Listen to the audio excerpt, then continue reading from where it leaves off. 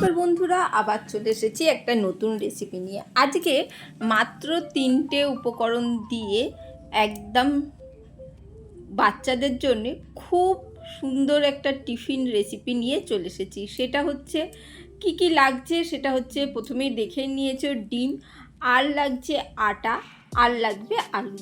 এই 3টে জিনিস থাকলেই কিন্তু বাড়িতে এই সুন্দর টিফিনটা রেডি হয়ে যাবে, আর বাচ্চারা পুরোটা স্কুলের টিফিন শেষ করে আসবে।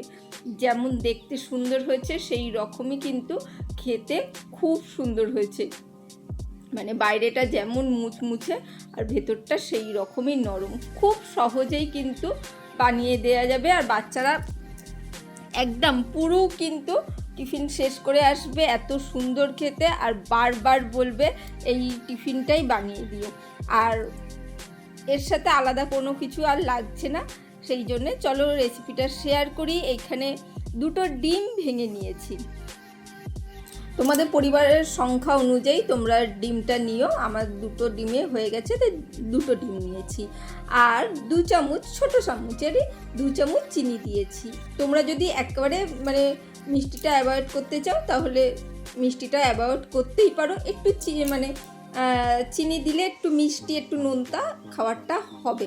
সামান্য একটু লবণ দিয়ে দিয়েছি। এবারে ডিমটাকে খুব ভালো করে ফেটিয়ে নিচ্ছি। এমনি গুঁড়ো চিনি দিইনি, কিন্তু এমনি গোটা চিনি দিয়েছি। দিয়ে মানে দানা চিনি, যে চিনিটা আমরা ব্যবহার করি বাড়িতে সবসময় থাকে, সেই চিনি কিন্তু দিয়ে ভালো করে মিশিয়ে নিচ্ছি। একটু অবশ্যই লবণ দেবে, না হলে কিন্তু টেস্ট আসবে না। আর যদি কেউ একদমই চিনি দিতে না চাও তাহলে কিন্তু চিনিটা অ্যাভয়েড করতেই পারো, কিন্তু বলছি বারবার একটু চিনি দিলে একটু মিষ্টি মিষ্টি নোনতা নোনতা খাবারটা হবে, ভালো লাগবে। একটু ভ্যানিলা এসেন্স দিয়ে দিয়েছি যাতে ডিমের কাঁচা গন্ধটা চলে যায়। আর যদি ভ্যানিলা এসেন্স না থাকে তাহলে তোমরা দিয়ে দেবে হচ্ছে জায়ফলের গুঁড়ো বা দারচিনির গুঁড়ো বা এলাচের দানার গুঁড়ো তোমরা কিন্তু ব্যবহার করতে পারো। এখানে 1 কাপ মতন তেল দিয়ে দিয়েছি।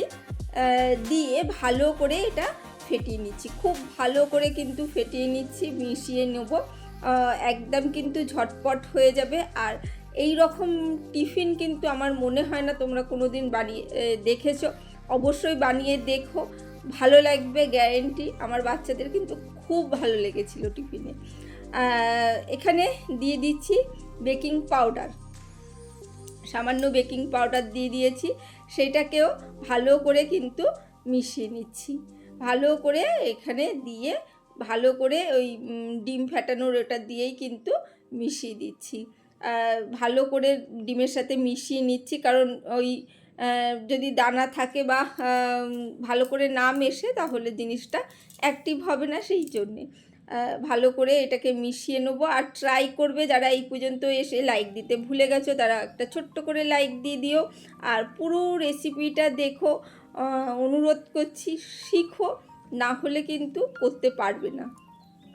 যে কোনো জিনিসই ভালো করে না দেখলে, না শিখলে কিন্তু ভালো করে করা যায় না। এই জিনিসটা সবাই জানে, তবুও আমরা ভুল করি। এখানে আমি আটা নিয়ে নিয়েছি 1 বাটি মতন। তোমাদের যেমন লাগবে প্রথমে 1 বাটি নেবে, যদি লাগে আরও বেশি সেইভাবে নেবে। আগে ভালো করে এটাকে মিশিয়ে নিচ্ছি, তারপরে এটাকে ছাড়িয়ে নিয়ে আমরা হাত দিয়েই মেখে নেবো এটাকে। তোমরা ময়দাও ব্যবহার করতে পারো, আটাটা হেলদি সেই জন্য আটাটা ব্যবহার করলাম। ময়দাটা দিলে দেখতে ভালো লাগবে। ময়দাটাও কিন্তু তোমরা ইউজ করতে পারো, কোনো অসুবিধে নেই। আমি ওই মিক্সারের এটা দিয়ে ভালো করে ওটাকে ছাড়িয়ে নিচ্ছি। যেটুকুনি গায়ে আটা লেগে রয়েছে ওটাকে ছাড়িয়ে নিয়ে নেবো। ওটাকে তো আমি ফেলে দেবো না। আর দেখো এটা কাদা কাদা হয়ে রয়েছে, তাই এবারে আটা দিয়ে দিয়ে কিন্তু আমি এটাকে পুরো একটা লুচি মাখার মতন ডো মেখে নেবো, বা রুটি করার মতন একটা ডো কিন্তু তৈরি করে নেবো। অল্প অল্প আটা দিয়ে কিন্তু খুব সুন্দর করে মেখে নিতে হবে, যেটা বলেছি একদম আটা মাখার মতন, মানে রুটি করার মতন বা লুচি করার মতো নরম একটা ডো কিন্তু আমরা মেখে নিয়েছি। দেখো একদম হাত থেকে ছেড়ে গেছে, পরিষ্কার হয়ে গেছে। এবারে হাতটা পরিষ্কার করে আসবো। আর এদিকে দেখো বাটি নিয়ে নিয়েছি, বাটির মধ্যে সেদ্ধ আলু নিয়ে নিয়েছি। ঠিক আছে, আলুটা সেদ্ধ করে নিয়েছি ঝটপট হয়ে যাওয়ার জন্য, যাতে কোনো অন্যরকম ঝামেলা না থাকে। টিফিনটা আমি কিন্তু সেইভাবেই রেডি করেছি। সকালবেলা প্রচুর তাড়াহুড়ো থাকে, আর এই ভিডিওটাও কিন্তু যথারীতি আমি কিন্তু সকালে মেয়ের টিফিনে রেডি করার সময় কিন্তু ভিডিওটা করেছি। দেখো এখানে আলুটা ওই গ্লাসের পিছন দিয়ে আমি কিন্তু গরম ছিল ভালো করে মেখে নিচ্ছি। তাতে কি হবে, খুব তাড়াতাড়ি ম্যাশ হয়ে যাবে, স্মুথ হয়ে যাবে, আলুটা আমি ব্যবহার করতে পারবো। আলুটাকে ভালো করে মানে গ্লাসের পিছন দিয়ে একদম কিন্তু ভালো করে ঠেসে ঠেসে মেখে নিতে হবে, এতে কোনো শক্ত অংশ না থাকে। যেহেতু আলুটা গরম ছিল তাই ওই কুড়ুনি দিয়ে মানে কুড়তে পারিনি, সময় নিত, সেই জন্য আমি কিন্তু গ্লাসের পিছন দিয়েই দিয়ে দিলাম। আর এখানে একটু দিয়ে দিচ্ছি বিট লবণ। কৌটোটা শেষই হয়ে গেছে, মানে বিট লবণটা সেই পুরোটা ঝেড়েই দিয়ে দিলাম। আর দিয়ে দিচ্ছি এখানে ম্যাগি মশলা। ম্যাগি আসলে যে ম্যাগির মশলা থাকে, সেই ম্যাগির মশলার একটা প্যাকেট ছিল, সেই প্যাকেটটাই কিন্তু আমি ঢেলে দিচ্ছি।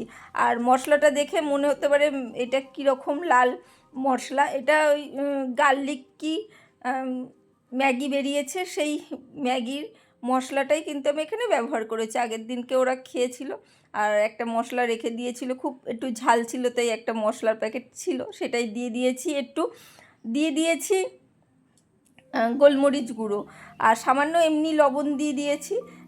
দিয়ে ভালো করে এবার মেখে নিচ্ছি। তোমাদের কাছে যে রকম সবজি মশলা থাকলেও ইউজ করতে পারো, কোনো অসুবিধে নেই। যাদের বাচ্চা যে ম্যাগির মশলাটা দিলে কি হবে, বাচ্চারা ম্যাগিটা খেতে খুব ভালোবাসে। যাদের বাচ্চারা ম্যাগি খেতে ভালোবাসে না, তারা সবজি মশলা ব্যবহার করতে পারো। যে কোনো মশলাই ব্যবহার করলে এটা টেস্ট হয়ে যাবে। আলুটা নালে ধনে জিরে গুঁড়ো করেও, মানে ভেজে গুঁড়ো করেও কিন্তু ব্যবহার করতে পারো, সেই মশলার টেস্টটাও কিন্তু অসাধারণ আসে। এখানে আলুগুলোকে আমি হাত দিয়ে দিয়ে খুব সুন্দর করে একটা চ্যাপ্টা চ্যাপ্টা মতন করে রেখে দিচ্ছি, যাতে করার সময় সুবিধা হয়। প্রত্যেকটা আমি করে রেখে দিচ্ছি, মানে পুর ভরার সময় এটা সুবিধা হবে। দেখিয়ে দিলাম, এই প্লেটটায় আঁকছি। যারা এই পর্যন্ত এসে লাইক দিতে ভুলে গেছো, তাদেরকে একবার মনে করে দিলাম, একটা ছোট্ট করে লাইক দিয়ে দিও। আর সম্পূর্ণ ভিডিওটা দেখে তারপরে কমেন্ট করো, প্লিজ প্লিজ প্লিজ। সবাই সবার পাশে থেকো, সবাই সবার পাশে না থাকলে কেউ কখনো এগিয়ে যেতে পারবো না। তো তোমারও যেমন কষ্ট হচ্ছে, আমারও কষ্ট হচ্ছে, সবার প্রত্যেকের ভিডিও করতে গেলে প্রত্যেকের কিন্তু কষ্ট হয়। চলো বক বক না করে এখানে লেচিগুলো কেটে নিচ্ছি। দেখো একটা মোটামুটি আমরা না রুটি না লুচি একটা সাইজে কিন্তু লেচি করেছি, মানে রুটির মতন অতটা বড় না, লুচির মতন অতটা ছোটও না, মাঝারি একটা মিডিয়াম সাইজের লেচি কেটে নিচ্ছি।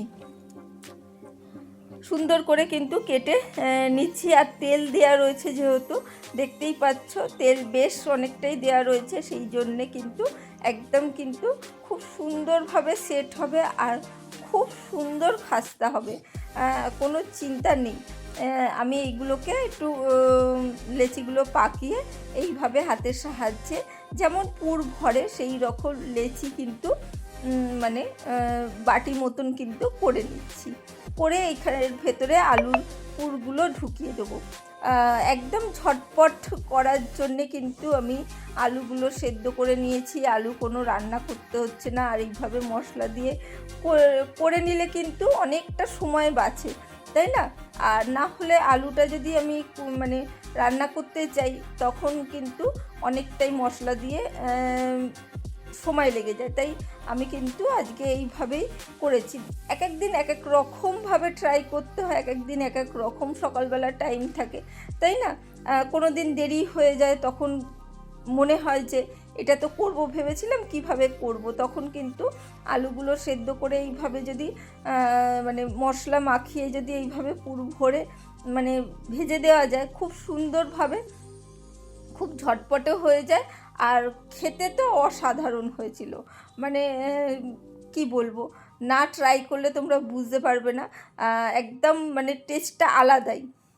দেখো আমি কিন্তু একটা খাস্তা কচুরির মতন আকার দিয়ে দিয়েছি, আর পুরো মুড়ে কিন্তু যতটা পারবে প্লেন করে দেওয়ার চেষ্টা করবে, মানে জোরের মুখটা যাতে না থাকে। জোরের মুখটা থাকলে কি হবে, খুলে যাওয়ার বা ফেটে যাওয়ার সম্ভাবনা থাকতে পারে। সেই জন্যে যতটা পারবে একদম জোরের মুখগুলো খুব সুন্দর করে আমরা কিন্তু মানে বন্ধ করে দেবো, প্লেন করে দেবো। আর ওই তেলটা দেয়া হয়েছে না, দেখতেই পাচ্ছ, মানে করলে তোমরা বুঝতে পারবে, মানে করতে কোনো অসুবিধা হবে না।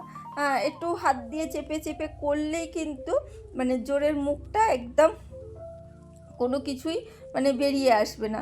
দেখো সুন্দরভাবে লেচিগুলোকে একটু বড় করে করে মানে সাইডগুলো একটু বড় করে নিচ্ছি, চেপে চেপে আলুটা দিয়ে বড় করে নিয়ে এইভাবে আস্তে আস্তে কিন্তু মুড়ে দিচ্ছি। আস্তে আস্তে দেখো মুড়ে দিচ্ছি, আর এই দেখো একদম আলুটা ভেতরে ঢুকে যাচ্ছে। আর দেখো আস্তে আস্তে পুরো জিনিসটাই কিন্তু মানে কভার হয়ে গেছে, দেখতেই পাচ্ছ। আর হাত দিয়ে এইভাবে প্লেন করে করে দেখো একদম মানে সেই কচুরির মতন আকার কিন্তু দিয়ে দিচ্ছি। একদম সুন্দরভাবে ভাজা হবে, যে কেউ কিন্তু করতে পারবে। যে মানে ঠিক করে রান্না করতে পারে না সেও কিন্তু এই মানে টিফিন রেসিপিটা কিন্তু বানিয়ে নিতে পারবে। আর একদম সহজ, কিন্তু একবার ট্রাই করো, ট্রাই না করলে বুঝতে পারবে না। দেখো দুটো দেখিয়ে দিলাম, তারপরে সবগুলো আমরা কিন্তু রেডি করে নিয়েছি। নিয়ে এবারে এইগুলোকে আমরা কিন্তু তেলে ভাজবো। অল্প করে তেল দেবো, এর ভেতরে যেহেতু অনেকটাই তেল দেওয়া হয়েছিল সেহেতু খুব অল্প তেলেই কিন্তু ভাজা হয়ে যাবে। সেইভাবে মানে তেল লাগবে না, মানে হালকা শ্যালো ফ্রাই করলেও হতো, তবুও আমি কিছুটা তেল দিয়েছি। দিয়ে ভালো করে একটু মিডিয়াম ফ্লেমে এটাকে কিন্তু ভাজতে হবে। দেখো তেল দিয়ে দিয়েছি, বুঝতেই পারছো কতটুকু তেল দিয়েছি। দিয়ে এবারে গ্যাসের ফ্লেমটা মিডিয়াম রেখে এইগুলোকে দিয়ে দিচ্ছি। দেখে বুঝতেই পারছো খুব বেশি কিন্তু এটা গরম হয়নি, সেই অবস্থায় সবগুলো দিয়ে দিলাম। আর জিনিসগুলো একটু ফুলবে, সেই জন্যে একটু জায়গা রেখে এইগুলোকে ভাজতে দিয়েছি। আমি চাপা দিয়ে একটু মিডিয়াম ফ্লেমে রেখে দিয়েছি, দেখতেই পাচ্ছ। দেখো অনেকটাই কিন্তু ফুলে উঠেছে, দেখে বুঝতে পারছো কি জানি না। মিডিয়াম ফ্লেম রেখে কিন্তু হালকা হালকা করে কিন্তু ভেজে নিতে হবে, বেশি হাই ফ্লেম দেবে না। একটু মিডিয়াম ফ্লেম রেখে দিয়ে ভাজলেই দেখবে খুব সুন্দর করে মানে সুন্দরভাবে ভাজা হয়েছে। আর বেশি তেল দিয়ে ভাজার কোনো দরকার নেই, আমি যেটুকুনি তেল দিয়েছি এইটুকুনি তেল দিয়েও ভাজতে পারো, এর চেয়ে কম তেল দিয়েও কিন্তু তোমরা ভাজতে পারো। আর মানে একদম মিডিয়াম ফ্লেম রেখে একটু ভেজো, একদম সুন্দরভাবে কিন্তু মানে ভাজা হবে। বাইরেটা বেশ খাস্তা, আবার ভেতরটা বেশ নরম। আর টেস্টটা বলছি না একদম আলাদা, টক মানে ঝাল ঝাল নোনতা নোনতা টিফিন কিন্তু রেডি হয়ে যাবে। দেখো আমার ভাজা হয়ে গেছে এবং তুলে নিচ্ছি। কেমন লাগলো রেসিপিটা অবশ্যই বলো। আর ভালো লাগলে কোনো নতুন বন্ধু এসে থাকলে অবশ্যই লাইক কমেন্ট শেয়ার করতে ভুলো না। ভালো থেকো, সুস্থ থেকো, আবারও আসবো অন্য একদিন। নতুন পুরনো সব বন্ধুদের জানাই অসংখ্য ধন্যবাদ এইভাবে এতক্ষণ ধরে ধৈর্য ধরে রেসিপিটা দেখার জন্যে। আজকের জন্য টাটা, বাই বাই, ভালো থেকো, সুস্থ থেকো।